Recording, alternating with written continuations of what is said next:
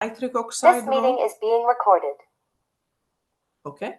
Nitric oxide role, why that element of our atmosphere is important. It's essentially becomes the thermostat of the upper atmosphere.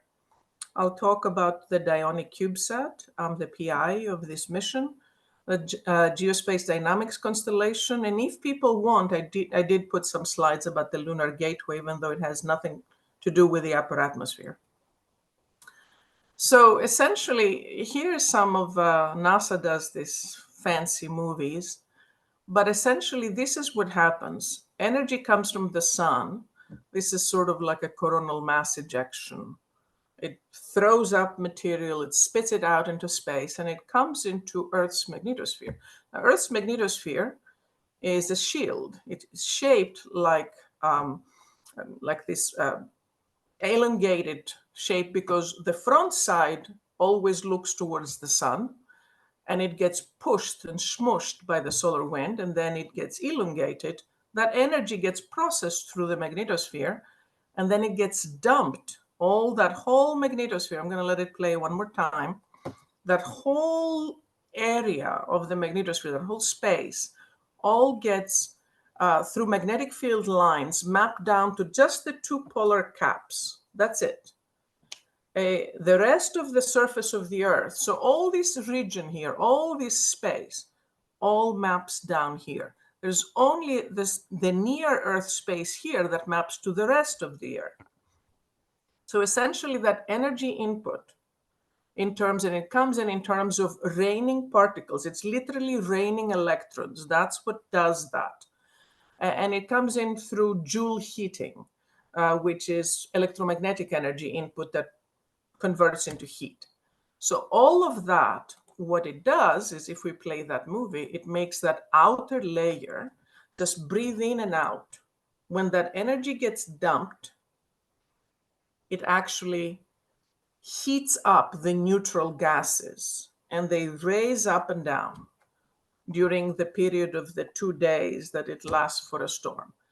And what that does when it happens is a satellite that is merrily going around the Earth at 500 kilometers, it suddenly finds itself in its much more dense gas, and it drags. So there is a lot of interest, and particularly now with more and more satellites at LEO, everybody probably knows SpaceX and Starlink, Iridium, whole bunch of other constellations. So we're trying to understand that process. Now, before I go there, I want to give a little bit of background why that is of interest. And we're talking about ionosphere, thermosphere, and magnetosphere coupling. What happens when I'm talking about Earth's upper atmosphere, I'm really talking about 80 kilometers and above. Below 80 kilometers is the troposphere, the mesosphere. You know, the troposphere determines the weather of the Earth, the climatic weather, the climate. And then you go to the mesosphere, you have high altitude winds. They create the genetic heat patterns. That's where comets, space asteroids, that small particles that might fall into Earth's atmosphere burn. And then you start having the thermosphere, and it's called the thermosphere, thermosphere, it's a Greek word. It's because the temperature of that layer suddenly shoots up. The temperature as you go up in altitude goes down because it gets colder. But then during the thermosphere, it goes up, it peaks. And that's because it gets heated by UV radiation and the density goes down. But more importantly, that whole area from 80 kilometers all the way to 1,000 kilometers or more, and then slowly transitions to the exosphere, it overlaps with the ionized gases. Ionized gases is because it's photoionization. We look at the sun, it takes the neutrals, which is primarily O2 and 2, and it just ionizes them, O and N, and helium.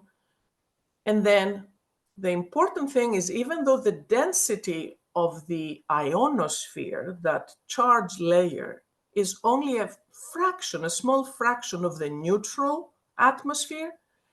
It's the fact that the ionosphere is electromagnetically coupled with the whole magnetosphere. So whatever the magnetosphere is doing under the influence of the solar wind and the interplanetary magnetic field, it immediately communicates it down to a conducting ionosphere. Then the ionosphere coexists at the same altitudes with the neutral gas of the thermosphere. And the ions and the neutrals, which are essentially the same mass particles, collide. So we say that they're mechanically coupled.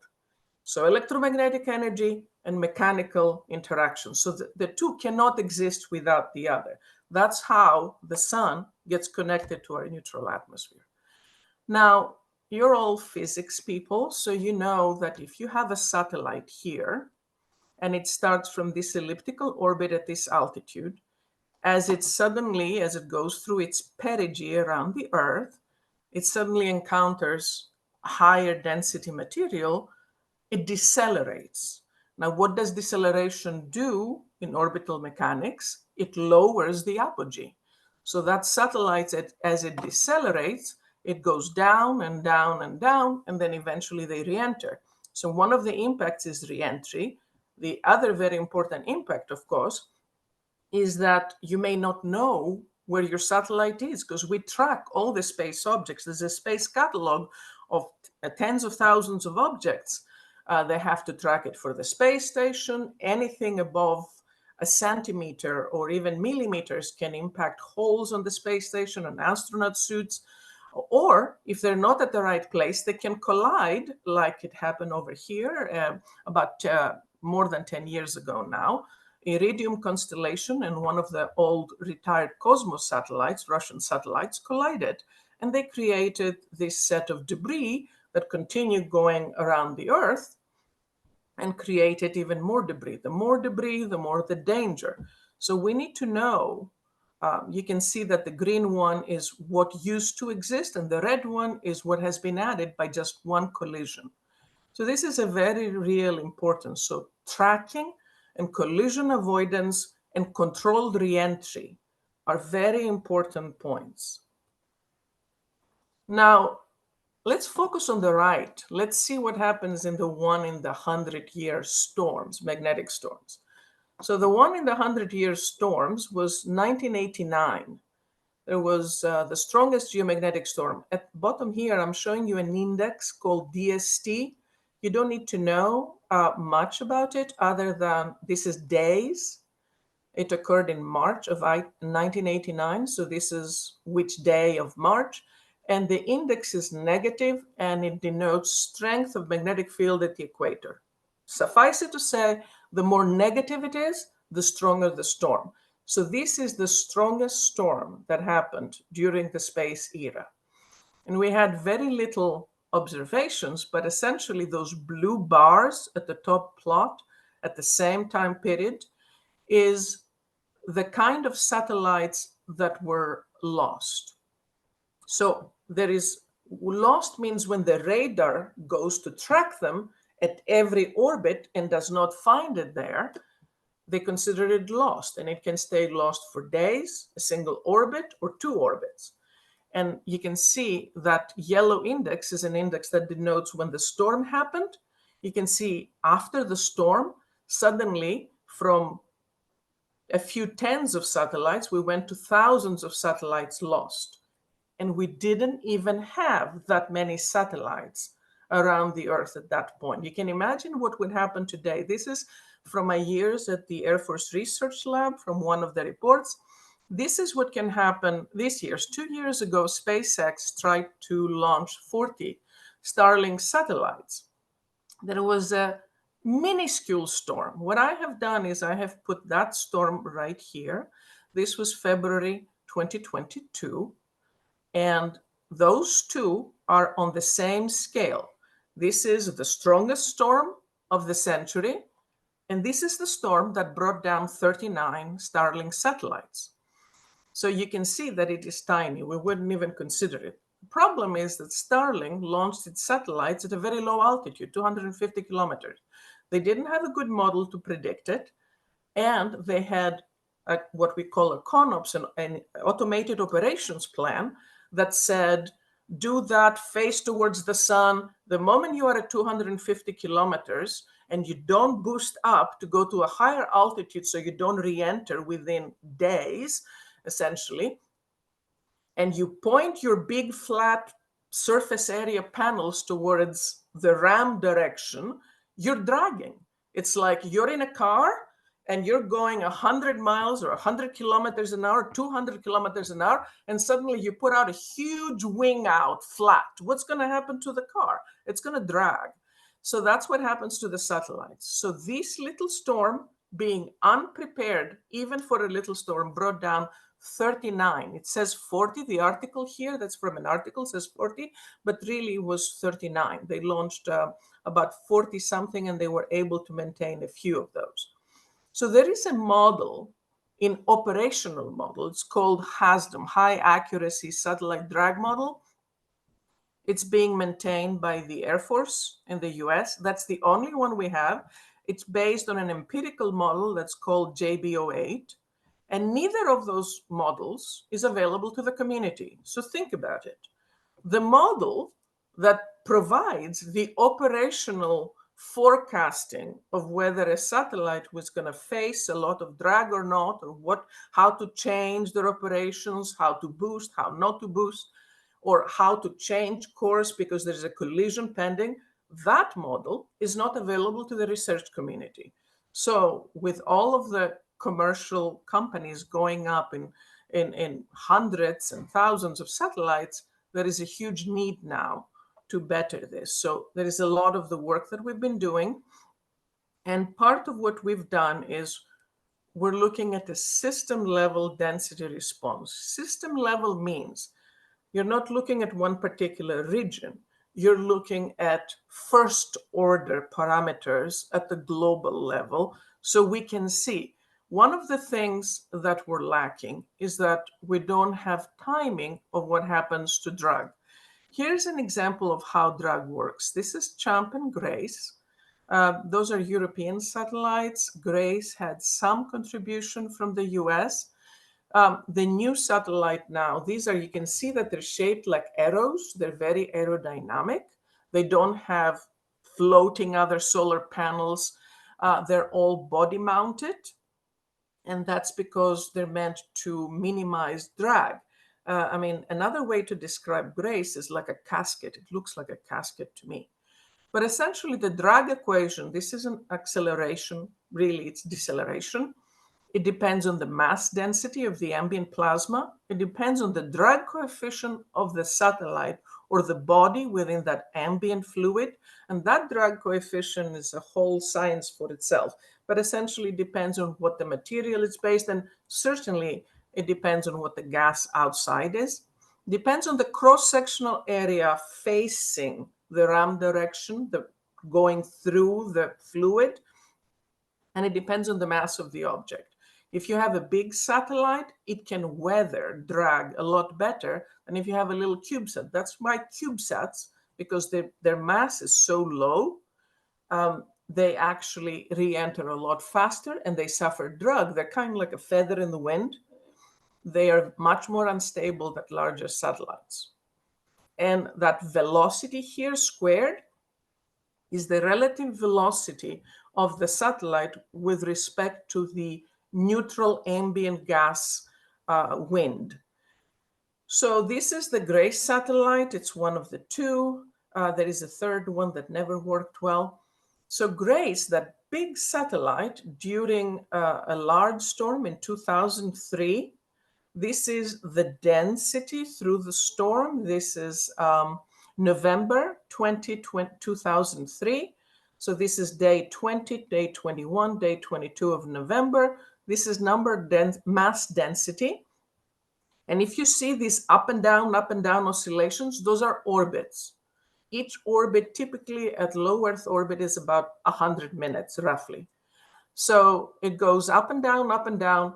The highest density during the orbit, these are all polar orbits. The highest density is at the front side of the Earth at the subsolar point.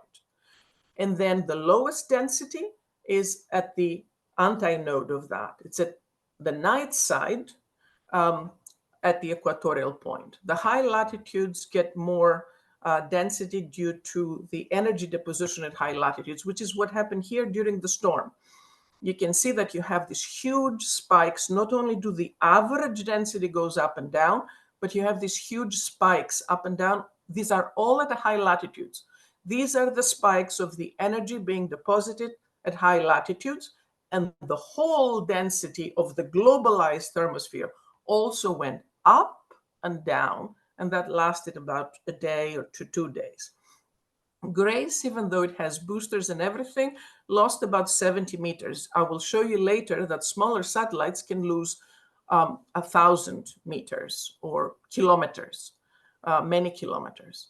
So the point is that what we're looking at, we're looking to calculate the timing of this breathing, this increase and this cooling down.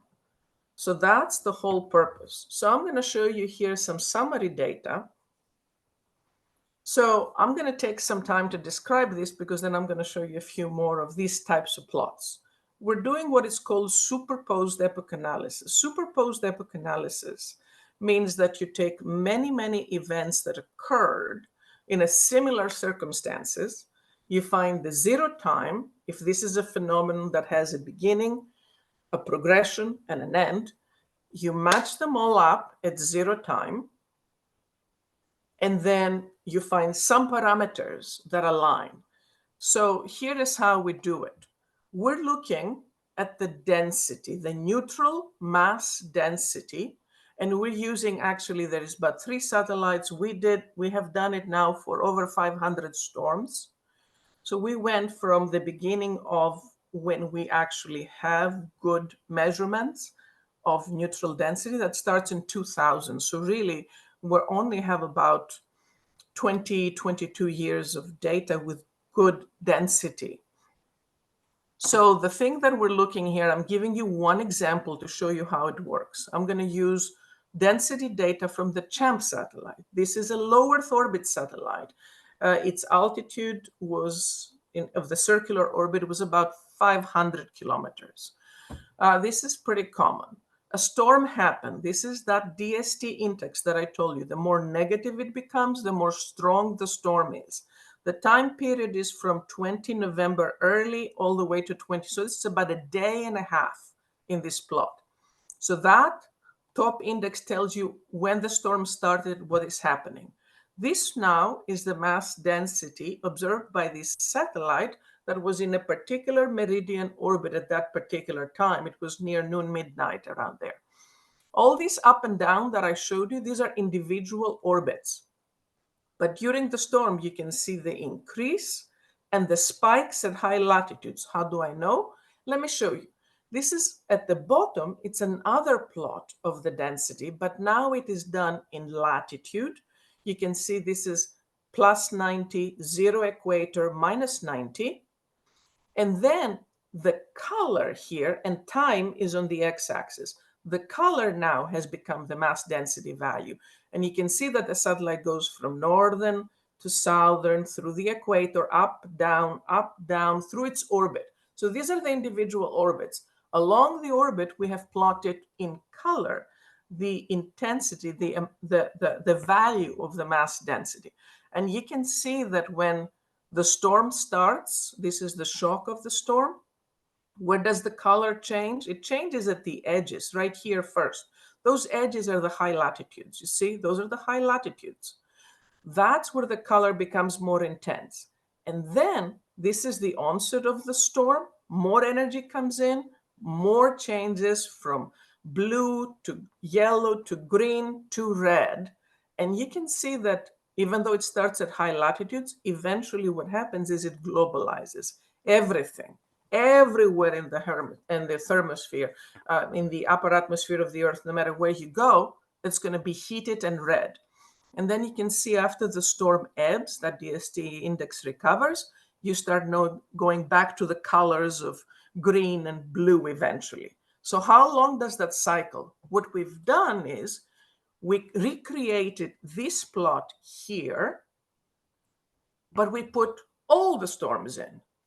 we have now not the actual time of the event, but what we call the epoch time.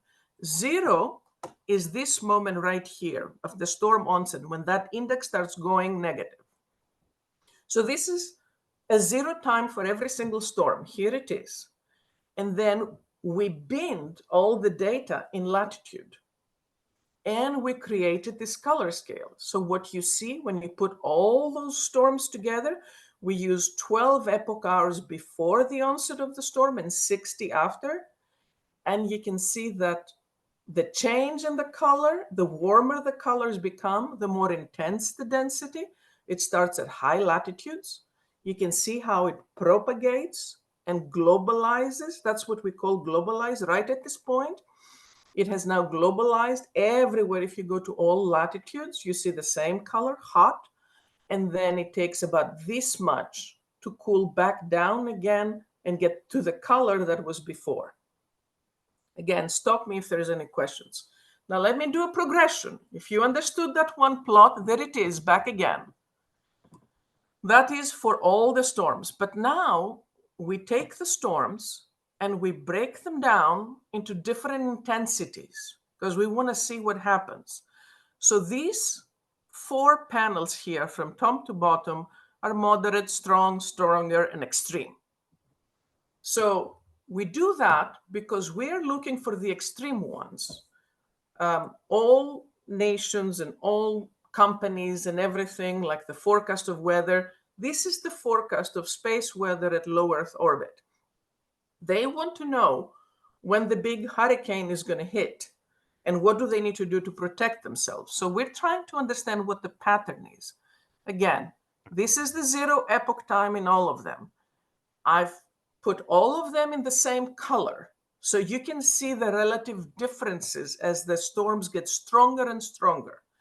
And the one thing, as you're going from weaker to strongest storms, what do you see?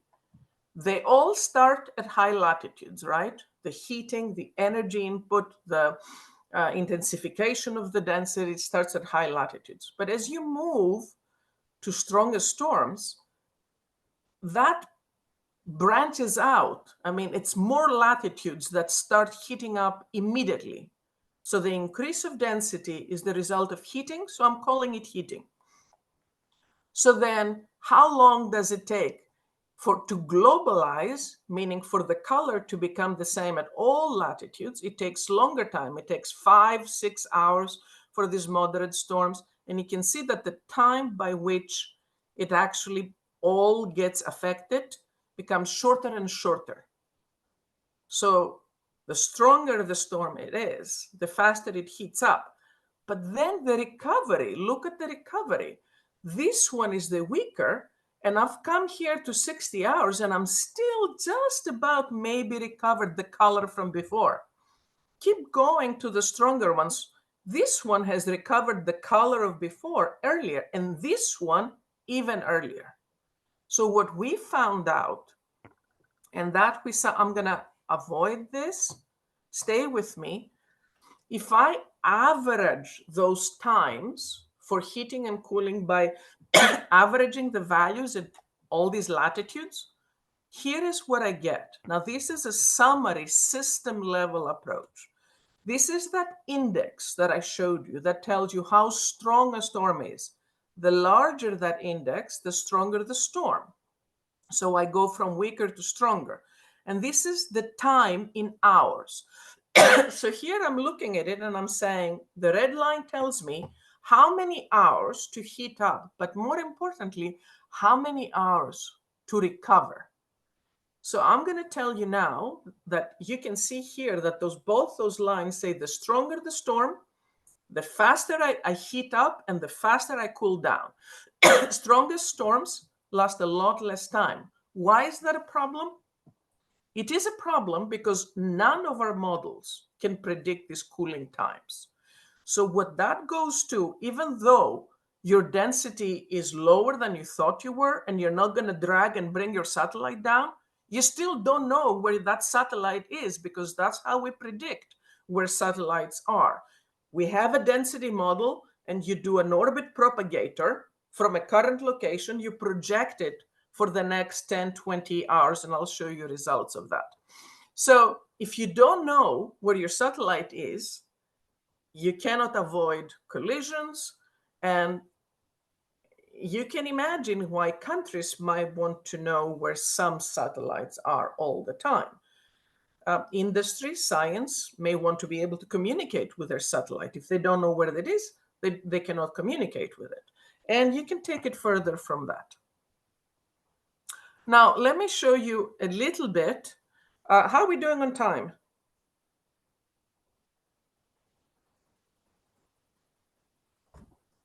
How are we doing? Eftychia, you are fine. I mean, you have you still have 20 minutes. Okay, I'm gonna speed up something. I want to talk a little bit about the nitric oxide and why we care about it. Nitric oxide is very important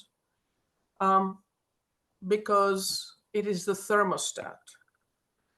It is created when energy goes in.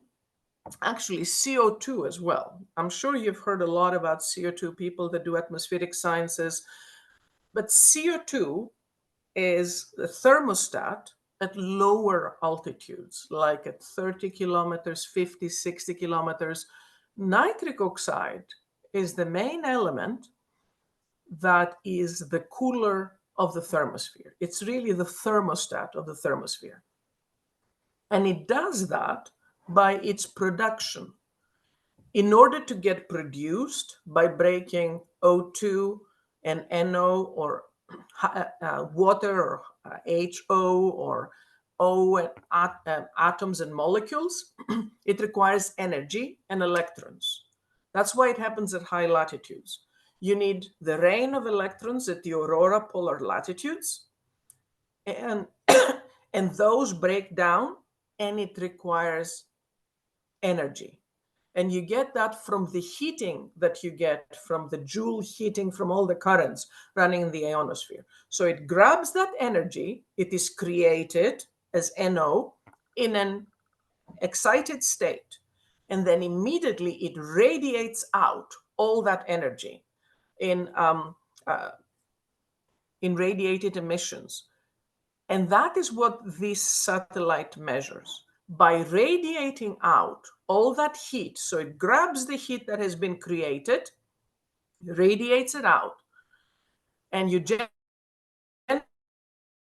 it by putting heat in. So essentially, it's the thermostat. The more nitric oxide you generate during the storm at the high latitudes, the more faster you cool, and that explains our results. So here is the atmosphere, and the satellite timed has an instrument SABRE that is essentially a remote instrument, remote sensing instrument. It just looks at the limb as the satellite is moving up. It's looking out at the limb and scans up and down. So essentially, it's looking about 2,000 kilometers away on the side of the satellite as it's going. And it's doing these altitudinal profiles of nitric oxide. And that's what I'm showing you here. This is an instantaneous altitude profile for a relatively moderate storm on September 7, 2002. Here is the intensity of emissions and in Rayleighs, and this is the altitude. So it goes from 40 kilometers to 160 kilometers. What I have put here is two instantaneous altitude profiles before a storm and during the storm.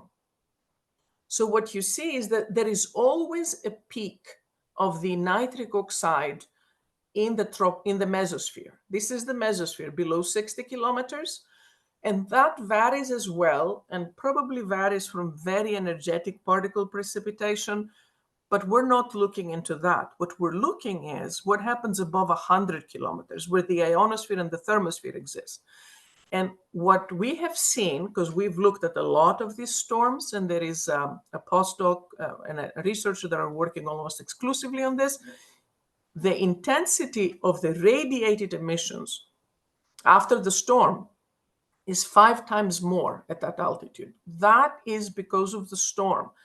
And that nitric oxide has been generated and is emitting all the heat that it's accumulating from the storm. So what I'm showing you here is the kind of plots that I showed you before. It's superposed epoch analysis. So this is the 0 epoch time. Again, we're plotting epoch time, 24 hours before, 72 hours after, and latitude from -90 to +90. Now, at the bottom two here, I plot density, mass density, just like I was showing you before. This is the thermosphere, the ambient gas. And on the top, I am plotting the generation of nitric oxide emissions. So what happens if you have kind of weaker storms, which is right here, you can see that you're generating some nitric oxide. The whole storm cycle lasts longer before it recovers. But when you go to the very stronger storms, you can see how the density here becomes stronger during those types of storms. You can also see that the nitric oxide generated a lot faster. It becomes stronger. And you can see because that one becomes stronger, it's almost as if you turned on a switch and poof, you shut down the storms. So that's the impact. And that's why we're looking at the nitric oxide to predict that time sequence that we saw. If there's no question here, I would like to talk about missions now.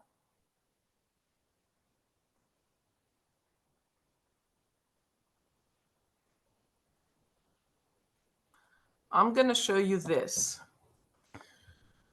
Orbital drag predictions.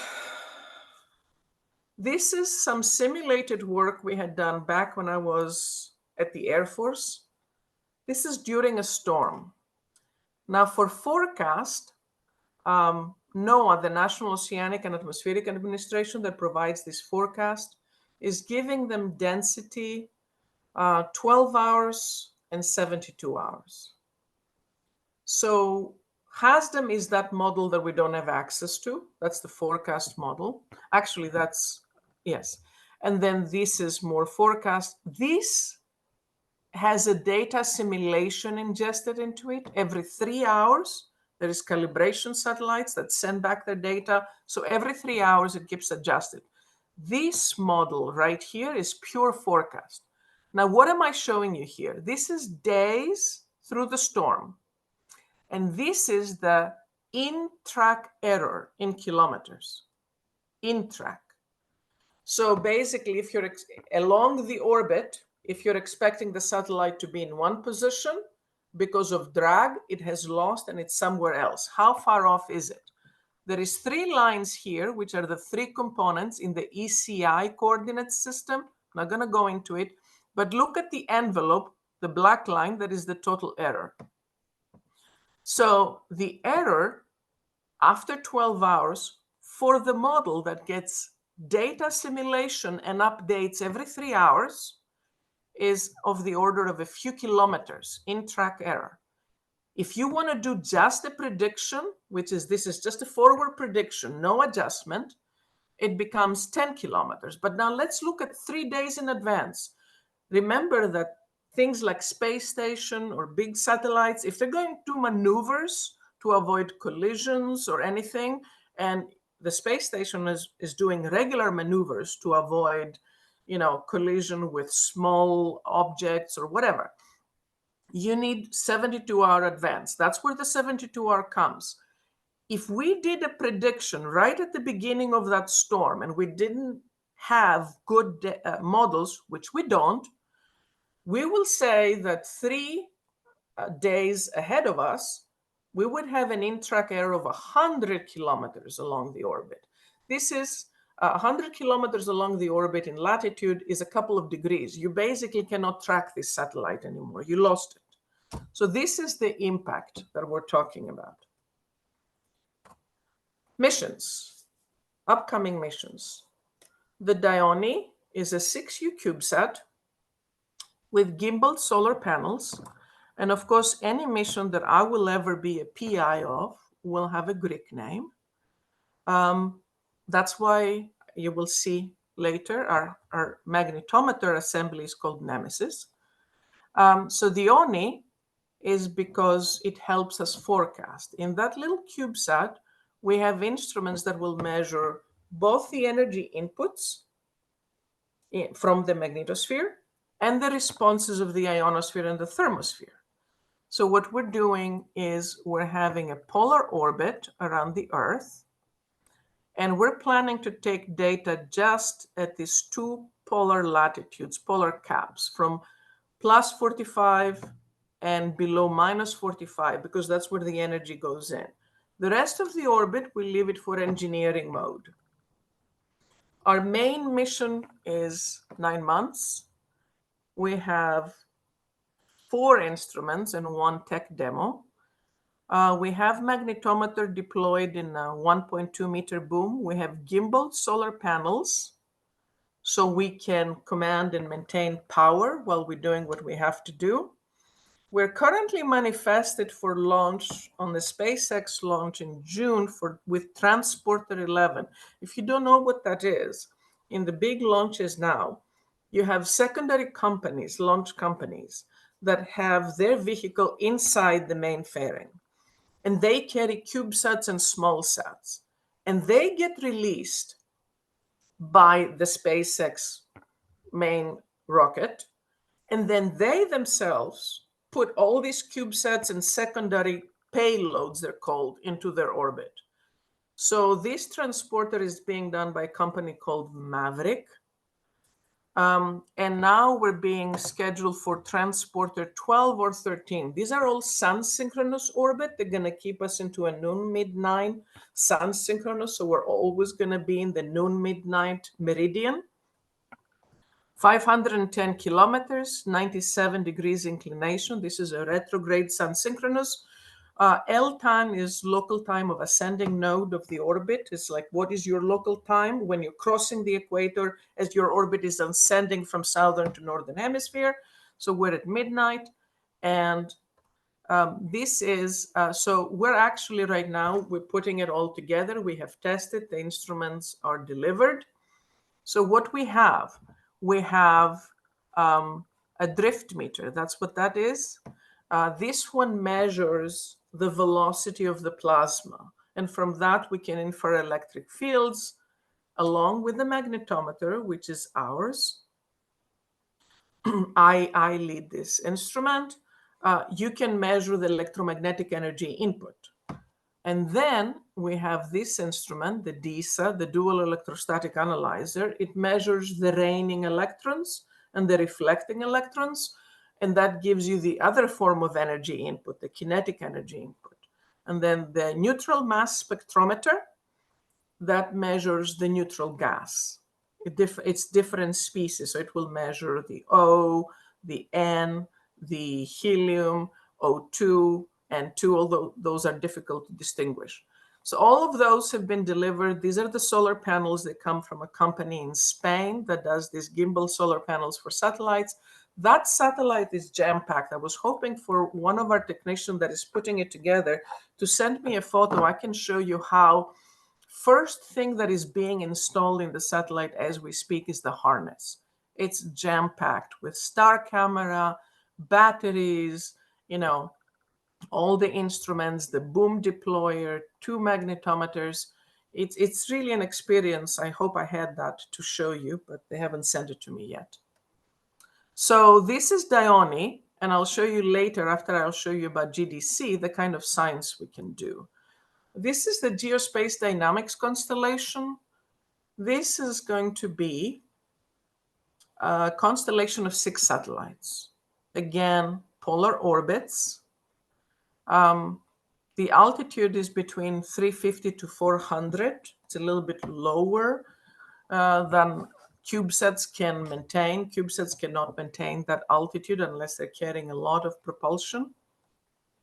The satellites will maintain a lot of propulsion. Doug Rowland is the project scientist. The selections happened, they started in 2022. And sorry, the last selection happened we were selected, the magnetometer was selected in January a year ago.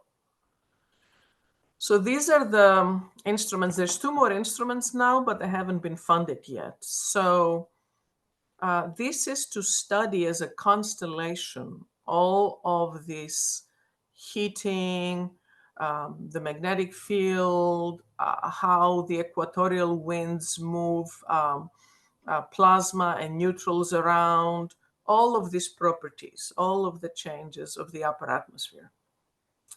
CAPE is the precipitating particles instrument. In my lab, the Geospace Physics Lab, traditionally we've done particles. We have all the particle instruments on the large MMS mission, the fast plasma instrument. So this is heritage from there. Nemesis is the magnetometer. I told you everything that I'm involved with always has a Greek name. So this is with my colleague Mark Moldwin and I. We reversed roles on the Hermes. We do exactly the same system. I'm the PI, he's the deputy, and here we reversed roles. This is Mosaic is the neutral particles, and TPS is it measures the plasma drifts. So here is what it will look like for some of the orbits. So what you're seeing here is the different phases. It's going to have 4 phases.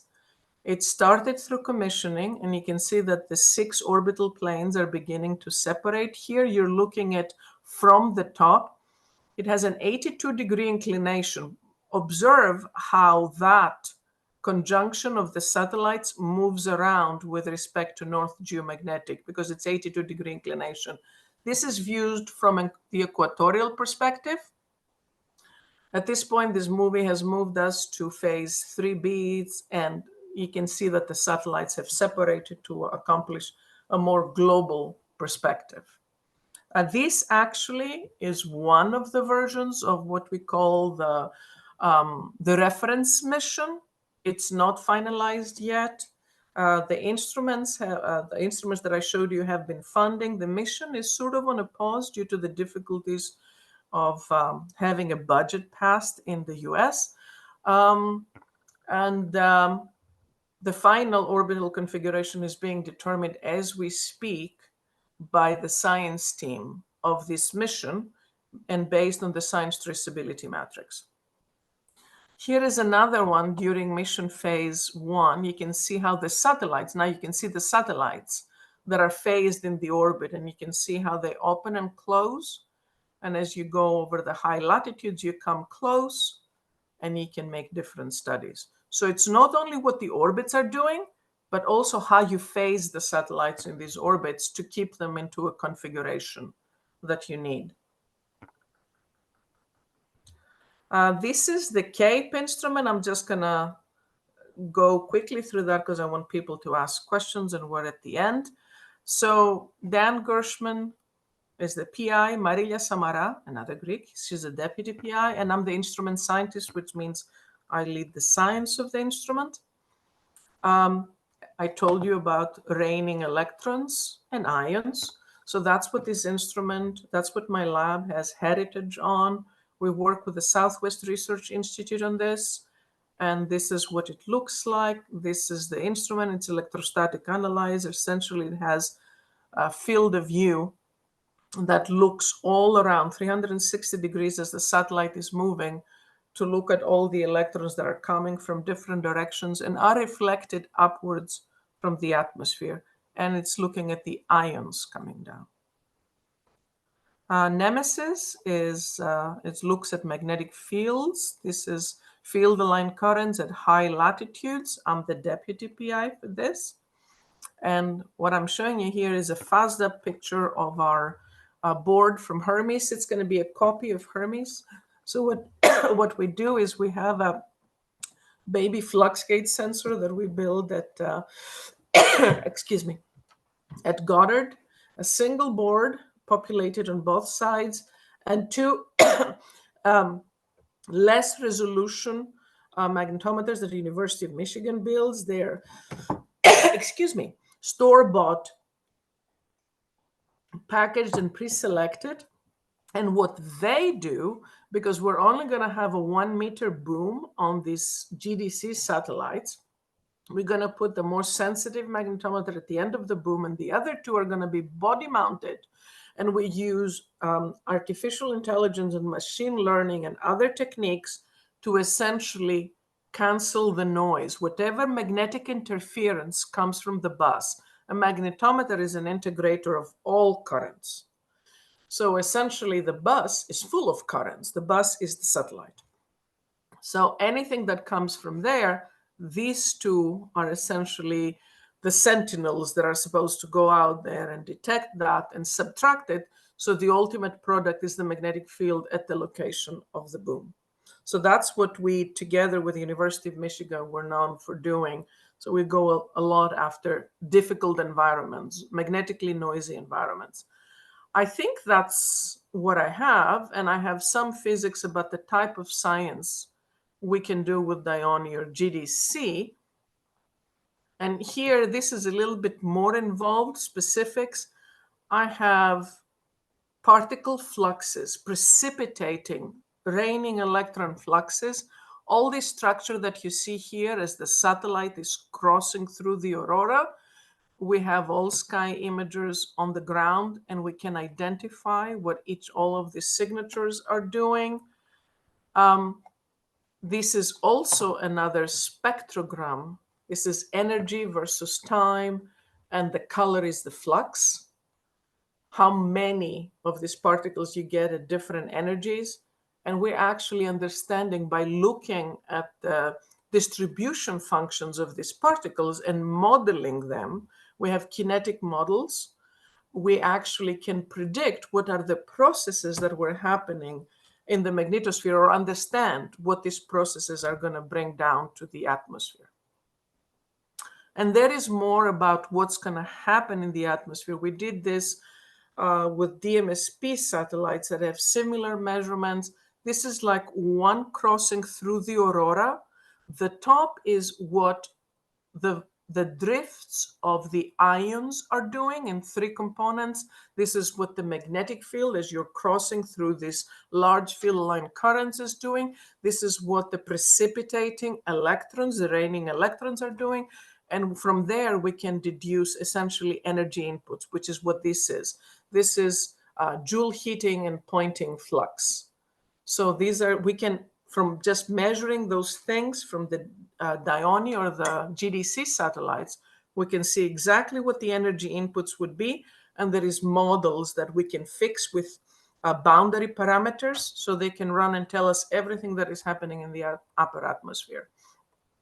So that's it. A lot of extra slides if people want to see anything with the lunar gateway or anything like that. Okay, that's it. Thank you. Thank you very much, Eftychia.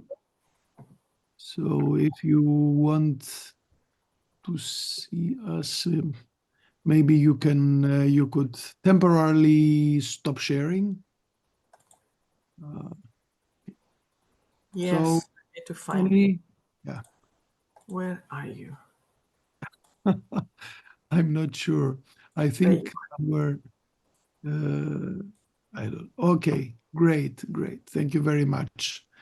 So the floor is open to questions or to comments. That was a very interesting talk combining physics and technology, I would say, which I very much enjoyed. So, but before is there a CubeSat that the University of Athens does? Well, there is a project at the University of Athens, not in the Department of Physics, but the department, a new department, which is Aerospace Research and Technology. And they have a CubeSat project called Hermes, actually.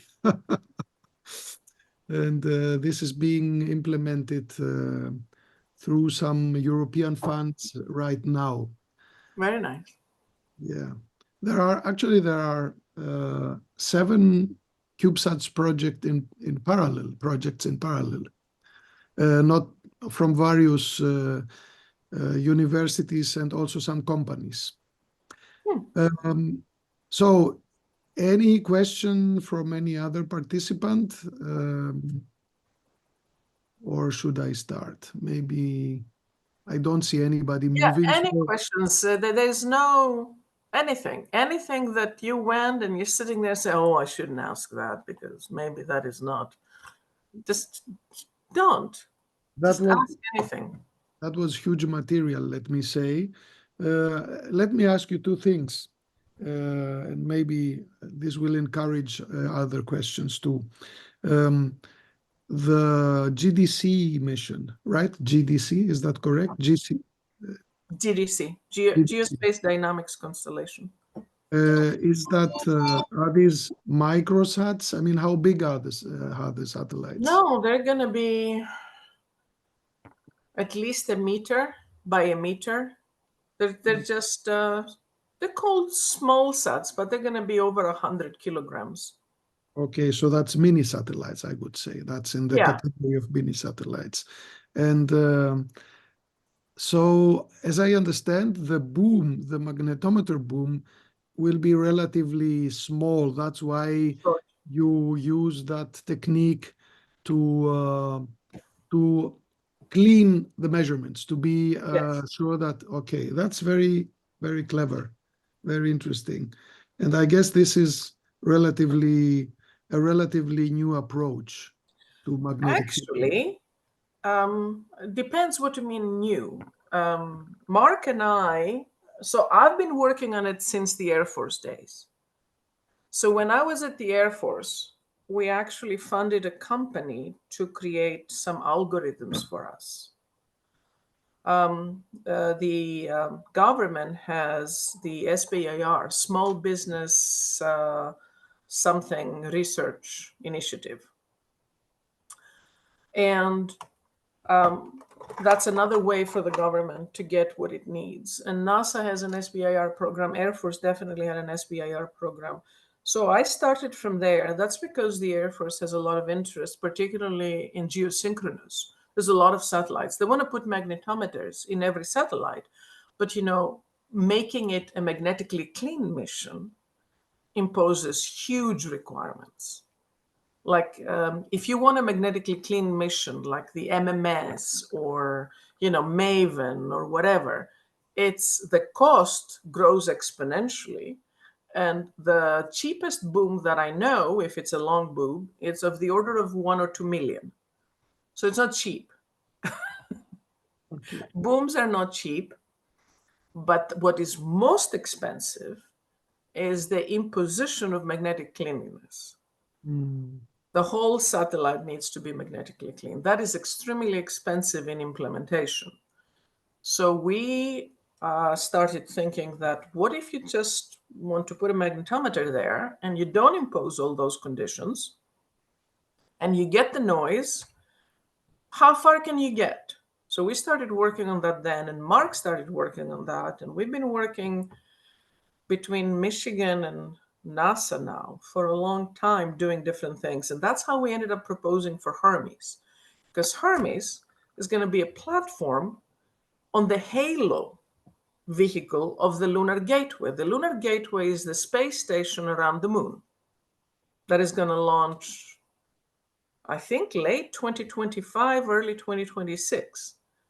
So 2 vehicles are going to the moon. The first is the power and propulsion with those huge solar panels and the whole thrusters and all of that. The second is the habitation vehicle. So there will be a platform stuck out of one of these openings of the halo vehicle. All sorts of things will be happening. The Orion space vehicle will be coming and docking in, and we're supposed to be measuring solar wind magnetic fields that are 5 to 10 nanoteslas. When any of those actions will have a noise of thousands of nanoteslas. So that's why we proposed this. And also CubeSats. CubeSats are very difficult to put science magnetometers. So far, there's no successful observations from a CubeSat, either because you have to know your attitude really well, or you can't get away. It's just like 6U. It's all there. How far away are you going to get from the magnetic noise? You can't get away. Yeah. Tough. Well, Okay, and thank you for this. And one more question. You mentioned that for predicting the you showed some predictions of in-track error. exactly of the in-track error, and you mentioned that you can keep this the uncertainty smaller through data assimilation, which is Oh, yeah. very reasonable. And you mentioned that every 3 hours you get some real-time data from some satellites, right? Is that correct? There is actually calibration satellites out there, which are either spheres or some satellites that are being tracked very often. So the tracking game is a game. How important is a space object? How big? And how often do I want to track it? There is X number of radars for tracking, right? All the space objects to protect the space station, to protect big missions or whatever. So if you track it every orbit, it's a high tasking object. And then for how many of your radars are going to track it so you can follow it. But this is happening for about 100 of those calibration satellites. So their calibration, either because they have a spherical shape, which, spherical shape, no matter which way you're pointing into the RAM fluid, it's the same drag coefficient. Or you track it very often. Those data is coming out continuously. But 3 hours, about 2 orbits, is the approximate amount of time that you have collected enough of this data to input it all. So there is all observations for the past 3 hours go in, they get data simulated, and a correction is issued into the density model. So the main characteristic is that they are tracked very often. Yes, Correct?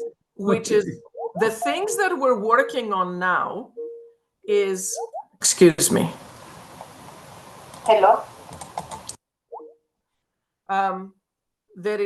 It's okay. People keep calling me even though I have read. There is a whole exploding industry of research, particularly if you can do machine learning or data simulation. All of the CubeSats, all of the satellites now are carrying GPS receivers. GPS gives you a geolocation. We're actually have worked with Starlink. Their GPS receivers have an accuracy of 50 meters, which is horrid. But even with that, you can predict a drag because you have so many of them. It's the basic engineering principle. If I put 5 of the same kind of sensors right next to each other, making the same measurement, and I average these 5 measurements, I'll get a better signal to noise ratio than I'll get about single one, even though you haven't physically changed anything in the way. It's just the randomness of when you land in one digital determination or the next above it. So if you use the GPS receivers and you collect the data from those, you can do data simulation real time with anything. And that is a big push right now. There is a lot of efforts towards that direction. And also we're using tracking data as much as we can, but that is not really available that much. So we're working on a project where we're using tracking data to invert it into density, because you track it and you predict it. So you start from a point and you say, at this point, I'm going to use the density, atmospheric density model that I have, and I'm going to predict, I'm going to keep predicting, and then you're going to keep tracking it. At some point, given enough part of the orbit, those two are going to diverge. That divergence you assign to density enhancement. Okay. I see Despina has raised her hand. Despina? Yeah, hi, very interesting talk. Thank you very much. I wanted to ask something that is probably not very relevant, but It doesn't matter. That's why I said anything. yeah, you discussed at the beginning the coupling between the response of the ions of plasma to the rest to the neutral gases of the upper atmosphere, right? Okay, yeah. Yeah, and I was wondering, when you have a really major storm, how does that coupling affect the lower atmosphere? I mean, are there measurements that? What is lower atmosphere in your mind? Tell me what altitude. Down to the troposphere, I guess. Ah, yeah, I know very little about that, but there is a lot of studies. Particularly Europe started this, trying to figure out how tropospheric weather may be influenced by geomagnetic storms. I don't think there is an established relationship, but there is an established relationship with mesosphere. Okay. So if you go to 60 kilometers, 80 kilometers, where you have those winds and that circulation that happens globally on the Earth, that gets influenced by storms. Not only that, the mesospheric winds provide an input to the thermosphere and ionosphere. Longer term, there is global tides. I mean, the planet has global tides. Those global tides actually shape our space weather responses as well. But most of the influence is from top down. Thank you. And just one more thing. I said most of the energy comes in at the high latitudes. And because most of those are where the magnetic field lines map in the whole magnetosphere. However, in the inner magnetosphere, and that's the region of the magnetosphere that Yanis knows really well, there is very energetic electrons called the ring current. So the pressure density there, so I'm going to say two things. In the near Earth, say within geosynchronous orbit, there is three coexisting populations. There is the cold plasma, called the plasmasphere, that carries the mass density of the distribution of the particles. There is the ring current that gets really strong during storms, and that carries the pressure density of the plasma. Most of the pressure is in that energy, it's higher energy. And what that pressure matters is because that's how you create what we call field-aligned currents.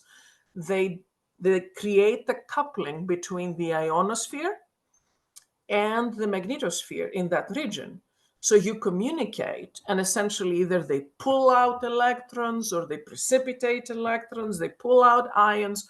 And then there is the radiation belts, which is the smallest number density, but they carry the energy density because they carry most of the energy. They're very important. They go through satellites, they damage panels, they damage diodes, they damage everything. So the ring current now has very strong precipitation. And that precipitation in those latitudes, which is we call mid-latitudes, will go down to the mesosphere. And there is a very strong research effort that is going on to understand how those very energetic electrons and ions that precipitate down to the mesosphere, 60, 80 kilometers, how do they change composition and chemistry of that region? Yes. Thank you. Thank you very much. Very, very interesting. Yeah. And if I am not mistaken, there is a strong connection to nitrogen oxides through this precipitation, right? And there is. Because nitron oxide, remember I showed you, when I showed you the altitude distributions of the NO, the nitric oxide, you saw that large peak at the bottom. Every time I show this, somebody does this chemistry of the mesosphere and says, what about that peak? And yes, that peak changes. And I think that peak is very much affected by the precipitation of this very energetic. So think about it. All of your cooling of your mesosphere and all of the processes, it's very much impacted. But I personally haven't looked at that. But I know that there is a lot of colleagues, particularly from University of Colorado, that are very much focusing on this aspect right now. You know that this topical area has been covered by the SCOSTEP scientific programs in the past. Yeah, Versim. And now by Presto, the ongoing Presto. Okay. And we are going to organize the next STP, the next Solar Terrestrial Physics workshop in 2026 in Greece. So we have to speak about that. Absolutely. Be organizing something that focuses on these interactions. Because it is a topic that is very interesting for SCOSTEP, and you will also have probably, I mean, when are the CubeSats going up? Oh, our Dione? Dione is going up this year. Great. So you will have also for new results from Either that. it will go up in October, or if we don't make that transporter, it will be February, so in a year at the latest. Okay, But great. my guess is that it's going to be this October. Great. Okay, we have to speak again about this, but I think we have to stop now because it's 7:20 here in Greece. Yes, and people want to go eat. Any other question from the audience? It's speak now or Tilene or Forever hold your peace. Okay. Then I don't see anybody else. Eftychia, thank you very much for this very, very interesting. My pleasure. You have many challenges coming up. I'm becoming more of an engineer these days. Yeah, I realize this, but it's I believe that it is a rewarding experience. It is actually, yes. So good luck with your missions and projects, and hope to see you sometime soon. I mean, in person again. Yeah. Okay. Yanni. Thank you. Γεια σου, Eftychia. Καλό βράδυ. Thank you. Bye. Yes.